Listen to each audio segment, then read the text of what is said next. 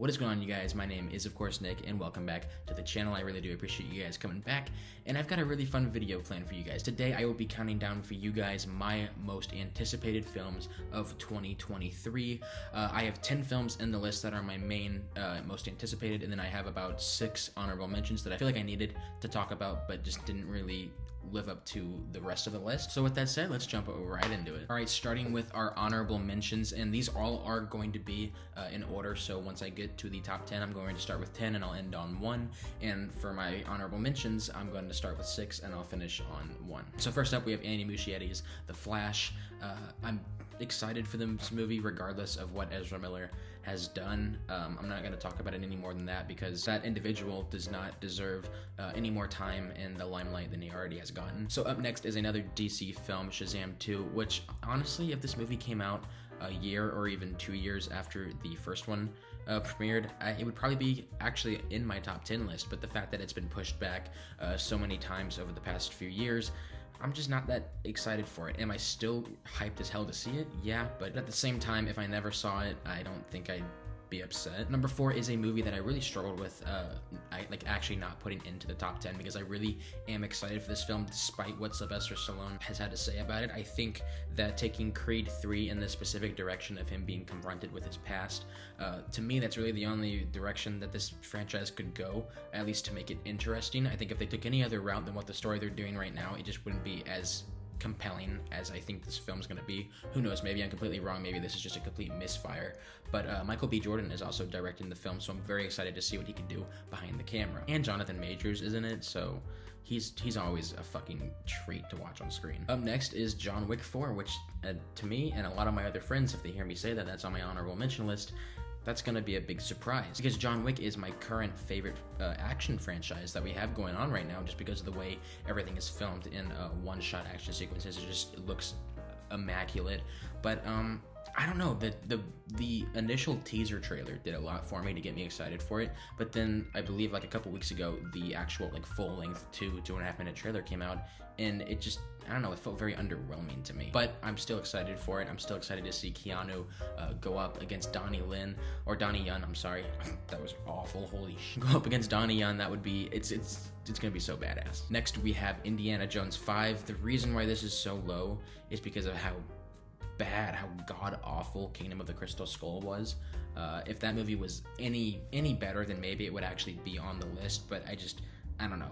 The trailer for this film was very exciting, but at the same time, they fucked up the last one, so who knows. And my most anticipated film, at least on my honorable mention list, is AntMan and the Wasp: Quantumania. I am very, very excited for this film, almost excited enough to put it in the actual top 10, but since it's coming in February, there's no real anticipation for me. Like it'll be here before I know it, and I'm just excited to see Jonathan Majors as Kang again. All right, now we are getting into the actual top 10, and I'm gonna start off the list with Ari Aster's new film, a film that was on my top 10 anticipated of 2022, but ended up getting pushed into 2023, is Disappointment Boulevard.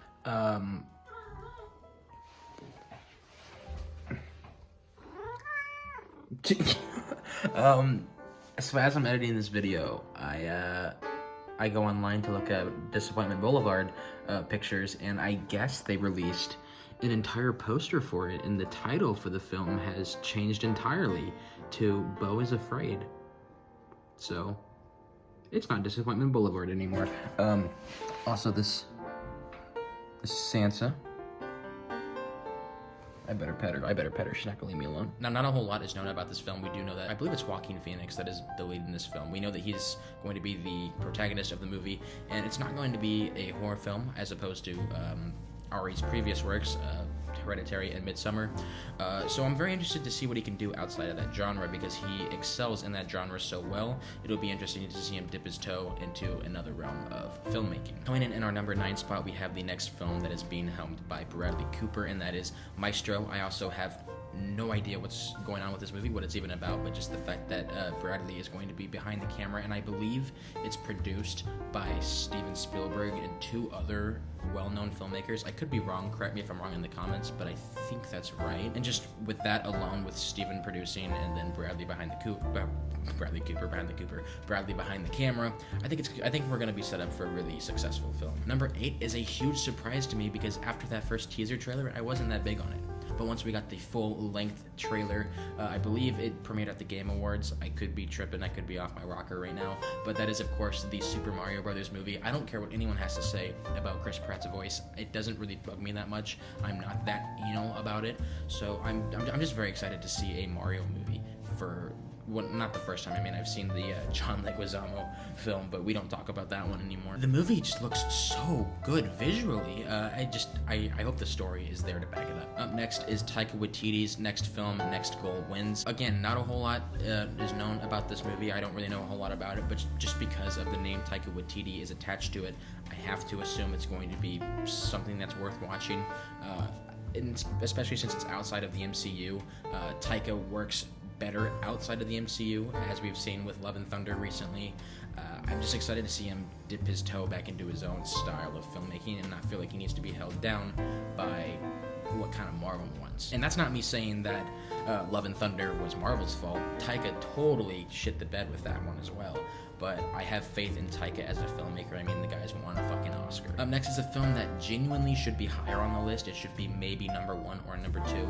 But since we've only seen a tiny teaser trailer to where most of it is just watching flames go on a giant circle, and then we see the main character walking as people are taking various photographs of him. That is, of course, Christopher Nolan's new film, Oppenheimer. I'm very excited to see it. It's just there hasn't been a whole lot to really go off of teaser and promo wise, so once more stuff starts to come out for the film, I'm sure my anticipation is going to build, but it's at number 6 on the list. Number 5 is another film that I had on my top 10 from the previous year. That is, of course, Martin Scorsese's Killers of the Flower Moon. I'm so over the moon about seeing this film. Brendan Fraser, Leonardo DiCaprio, Robert De Niro. I mean, the cast is always magnificent within these Scorsese films. Maybe this is another one where he's going to get a Best Picture nom. We'll see. And like I said, for a lot of films on this list, there just isn't a whole lot of promotional material going around except for one still image of Leonardo DiCaprio, so I can't really comment much on it, but I'm still very excited for it, knowing who's behind the camera. Number 4 is a film on the list that is kind of passively moving up it the more I think on it, because the more I think on that amazing trailer that they just dropped a couple days ago, I'm just so excited to see Guardians of the Galaxy Volume 3. This is the final Guardians of the Galaxy film we're going to get, not only from James Gunn, but just from Marvel in general. This is the closing chapter of the Guardians story. Now, I'm sure there are going to be Guardians characters that live on past this film and continue onto grander things within the MCU, but I do think we're going to lose some people in this film, and by the looks of the trailer, we're going to get some serious acting out of Chris Pratt, and I'm very excited to see what he can do. Because, man, that one shot in the trailer is just absolutely riveting. I want to know who he's screaming over, and then same with Mantis.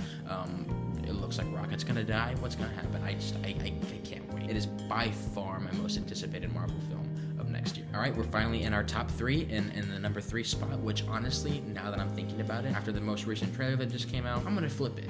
Number 3 is going to be Spider-Man Across the Spider-Verse, just because that trailer that they released, it didn't really do a whole lot for me. I mean, I appreciate the fact that we got to see a bunch of different Spider-Men kind of in a Citadel of Ricks kind of scenario, but that wasn't enough to get me excited for the film. And that's mainly due to the fact that trailers to films that are sequels, for some reason, especially in the past couple of years, feel the need to kind of recap what's happened in the previous movie. I remember Avengers Endgame did that with the first trailer that they dropped. Indiana Jones kind of did it with their most recent trailer, but I think that that's a little bit more of a deliberate thing, just because we're dealing with the dial of time. But for this specifically, I didn't need to see, the first minute of this trailer is just flashbacks of what happened to Miles in the first film. And I mean, that movie was already great enough. I remember what happened. I don't need to be refreshed on it. I know some people might feel the need to be, but that's just an entire minute of new footage that we could have seen. But we spent rehashing stuff that we've already experienced. Now, that's not going to take my anticipation for the film down entirely, but it does knock it down below my number 2 spot, which is Mission Impossible Dead Reckoning Part 1. For some odd reason, it seems like the longer the Mission Impossible franchise goes, the better the movies get, and I've never really seen that before. You can't tell me that the past few Mission Impossible films haven't been some of the best in the entire franchise. So, of course, I am over the moon about Dead Reckoning, and that trailer that they put put out, you don't really get an idea of what's happening in the plot, but we do get enough stuff to get us excited about it. Unlike Across the Spider-Verse. Again, I'm definitely excited for Across the Spider-Verse, but the trailer was underwhelming, and it got moved down from number 2 on my list to number 3. Alright, so we've talked about number 3 and we've talked about number 2. What is my number 1 anticipated movie of next year? Can you guys guess it in the comments real quick? What is it? If you guys guessed Dune Part 2, you are in fact 100% correct. Denis Villeneuve's adaptation of Dune was fucking phenomenal. I know that it wasn't for a whole lot of people. To me, it's kind of like highbrow Star Wars, and I love that shit. I eat that shit up. And with the addition of cast members like Florence Pugh and Austin Butler, I am over the moon excited to see this next entry into the Dune franchise. I really hope it doesn't get delayed at all, because if that happens, that might actually ruin my whole year. Obviously, I'm being facetious, but still, I would be so sad to find out if Dune got moved into 2024, though I would understand if it did at the same time. But with that said, you guys, that is my entire list. I'll recap it for you guys real quick. Number 10, we have Disappointment Boulevard. Number 10, we have Disappointment Boulevard. Number 9 is Maestro. Number 8 is Mario. Number 7, Next Goal Wins. Number 6, Oppenheimer. Number 5, Killers of the Flower Moon. Number 4, Guardians of the Galaxy Volume 3. Number 3, Spider-Man Across the Spider-Verse Part 1. And number 2, we have Mission Impossible Dead Reckoning Part 1, and I almost said Part 2. Oh my god. Number 1 is, of course, Dune Part 2. What is on your guys' list for your most anticipated films of 2023? Feel free to leave them in the comment section below, and let's talk about it. I'm so excited for next year, especially the month of March. Like, March is just loaded with films, and that is my birth month, so it's gonna be a nice little fun time for me. But with all that said, you guys, thank you so much for tuning into this video, and I will see you guys tomorrow for my Avatar: The Way of Water review. Peace.